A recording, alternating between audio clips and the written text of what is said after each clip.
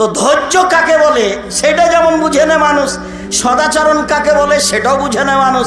আমি 1 মিনিট বাস্তব দেখাই। আপনি অটোতে উঠে বসে আছেন, আর আমি অটোতে উঠেছি তবে বসিনি, এমত অবস্থায় ছেলেটা অটোটা টান দিয়েছে, আমি আপনার মুখের উপরে গিয়ে পড়ে গেছি। তখন আপনি বলছেন বসেন বসেন বসেন, সমস্যা নেই, বসেন বসেন, সমস্যা নেই। এটা হলো একটা আচরণ। এরপর আপনি বলছেন চোখ নাই, দেখতে পান আপনি, হিসাব করে উঠেন না গাড়িতে। এটা একটা আচরণ। কোনটা সদাচরণ? ক্ষমতা দেখে কিছু করবেন না, দাপট দেখে কিছু করার চেষ্টা করিয়েন না।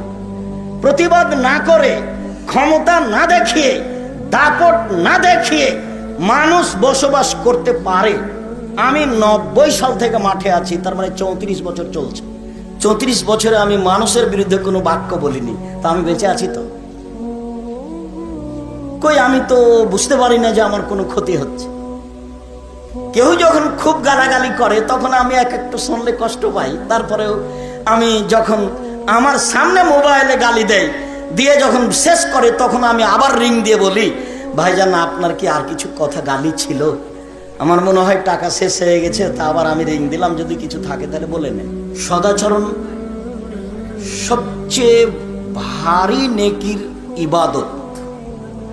ইবাদতের জগতে যেই ইবাদতে সবচেয়ে মিজান দাড়ি পাল্লায় ভারী নেকি হয়, সেই ইবাদত হলো সদাচরণ। এমন কোন ইবাদত নেই যার বিচারের মাঠে দাড়ি পাল্লায় ওজন হিসাবে বেশি ভারী হতে পারে সদাচরণের চেয়ে। মানুষের পাপ নাকি ওজন হবে, এ কথাই ঠিক। আল্লাহ তাআলা বলেন, ফাম্মা মান সাকুলাত মাওয়াজিনুহু ফাহুয়া ফি শাতির রাদিয়া।